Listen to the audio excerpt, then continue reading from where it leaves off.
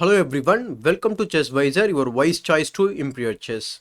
In today's video, I am going to discuss about Gukesh who has crossed 2700 yellow. And before we begin this video, if you are watching this channel for the first time, please consider subscribing to the channel and press the bell icon to get notified for the future videos. So before we dive into this game, there were only two people who has crossed 2700 at very young age. First one, or the first player who has crossed that is Chinese player Wei Yi at the age of 15 years 7 months and 29 days, and the second player who has crossed 2700 is Alireza Firouzja at the age of 16 years and 1 month and 11 days. And interestingly, Magnus Carlsen achieved this same feat at the age of 16 years 7 months and 1 day old. But interestingly, Gukesh has achieved the same thing when he is just 16 years 1 month and 17 days old. It's a very big achievement for this particular player from who is from India. Most of the times what's happening, there are a lot of players or a lot of youngsters coming up in India, especially Pragnananda, Nihal Sarin, and Raunak Sadhwani and Gukesh, but even Arjun Ergesi I should mention, because everybody was thinking about Arjun Ergesi who is going to reach this height, but the thing is Gukesh has achieved now. So another important thing we should note here is before him there were only 5 Indians who has achieved the same feat. That is, first one is Vishy Anand, Sasikiran, Harikrishna, Vidit and Adhiban. So it's a really great achievement again and again, I should say. Let's check this game, which was played in GMT Classical, that is Biel Chess Masters 2022, and it was played in the round number 3.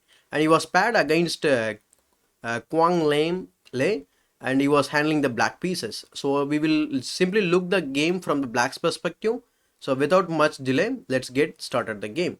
So here Quang was handling the white piece, so he started the game with a 1c4, the English opening. And here Gukesh replies with e6, knight c3, d5 and d4. All of a sudden the game is transposed into the Queen's Gambit decline line. And after knight f6 we have c takes d5, e takes d5, and now bishop to g5, the Ragozin variation of the Queen's Gambit decline. And here bishop to b4, and we have pawn to e3, h6, questioning the bishop's post. And after bishop h4, without much thinking, Gukesh hits the bishop with g5. And after bishop g3 we have knight e4. Is attacking the pinned knight for the second time, so that means that knight should be defended once again. So he plays the move rook c1, and we have pawn to h5 threatening to win the bishop. So we don't have the move bishop e5 because pawn f6 wins the bishop anyway. So he plays the move f3 that allows knight takes g3, and after h takes g3 we have pawn to c6 consolidating the center, and after bishop to d3 developing move. And here Gukesh develops the knight to d7, and mostly the knight is going to go to the f6, right? Or sometimes this knight will go to b6 also. So after this move he plays pawn to g4, trying to open the position up, and here it's wise to keep the position close, so he goes pawn to h4. And after h4 he plays pawn to g3. Again he wants to open the h5, but he completely ignores that idea, and he plays the move Queen e7. It's an excellent move. Because why is an excellent move? It simply attacks the bishop, attacks the pawn which is not defended, and it should be defended, right? So he plays the move king to d2. It's a good move, but it's not wise to defend something with the king. So mostly queen e2, queen e2 could be an idea. So here he plays knight b6, as I was mentioning, and he plays pawn to a3, questioning the bishop's post, and the bishop simply comes back. And after bishop d6 we have g takes h4, and after g takes h4 we have the passer on h5, but that's not going anywhere. But still you have to concentrate on these pawns which is gathered in the center, that may cause some problems for black in the future. So after pawn to f4 we have bishop d7, simply develops, and after queen f3 he simply castles on the queen side. So now, as you can see, Gukesh is not trying to expand his activity very quickly, but he completed his development. If you look at the position carefully, the rooks are already connected, the bishops are in place, and the knight is developed, the queen is active. So if in this position we have again pawn to f5, and white here he tries to expand, or he tries to prove that he has the more number of pawns in the center. So that's why he wants to expand them in the center. So after king b8 we have knight h3, pawn to c5.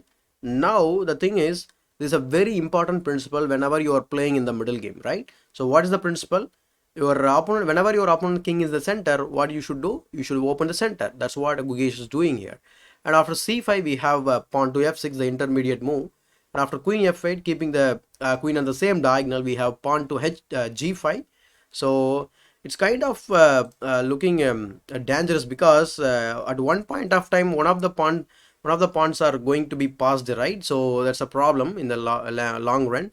Let's see how the game progresses. So after rook g8 he plays king c2, trying to get into the safety, and after this we have c takes d4, and after e takes d4 we have rook to c8, pinning that knight, and after king b1 unpinning we have bishop takes a3. Excellent move, and it's a brilliant move. Actually, you cannot touch the bishop, because if you want to take the bishop, then we have to follow this variation, queen takes a3, and you have to defend this position, right? Because maybe knight h4, queen g2, and even bishop h4, a lot of checkmating patterns are coming up. So we have to play moves like knight a2. After knight a2 we have knight a4, and if you play queen f2, the bishop is hanging. So here he played knight to b5 without capturing this, because that will complicate the game, and maybe it's a complete winning position for black. So he plays knight b5 immediately, and after bishop takes b5 we have rook takes c8 check, queen takes c8, and now we have bishop takes b5. And after this move he plays bishop to d6, bringing the bishop back because that was hanging. So bishop to d3, queen to d7, and now we have pawn to g6, and now he threatening to queen one of these pawns, right? So f takes g6, knight to g5, blocking the pawn. So queen a4, so going into the position, and in this position he plays knight e6, and instead of that move, it's actually a mistake, or the game is slipping from this move onwards. So instead of that move he should have played this move, rook c1.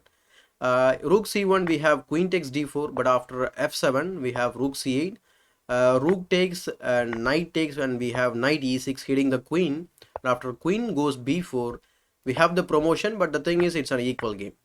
So after all these things the game is equal, but the problem is he plays the other move, that is knight e6, and that's a losing move.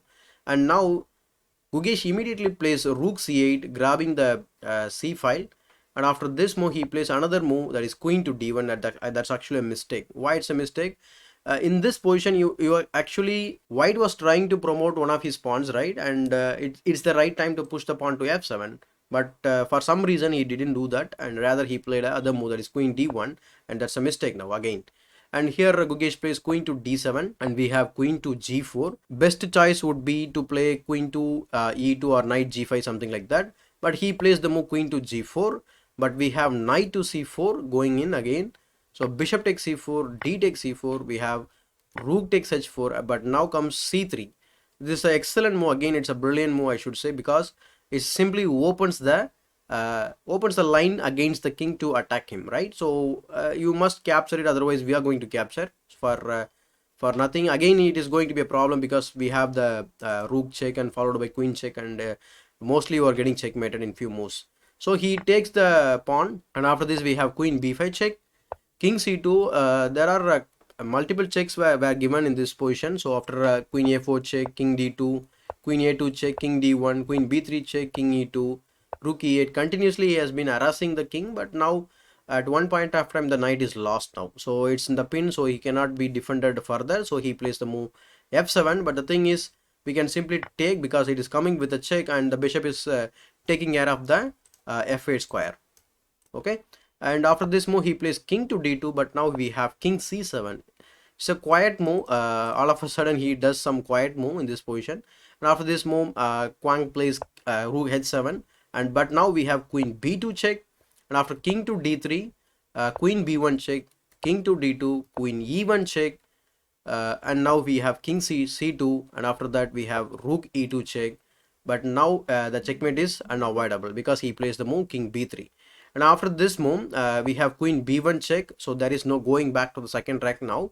So your king is forced to go to the checkmating pattern now. So king must go to c4, and we have b5 check, and after this move, king to d5, queen a2 check, and after c4 we have queen takes c4 is a checkmate.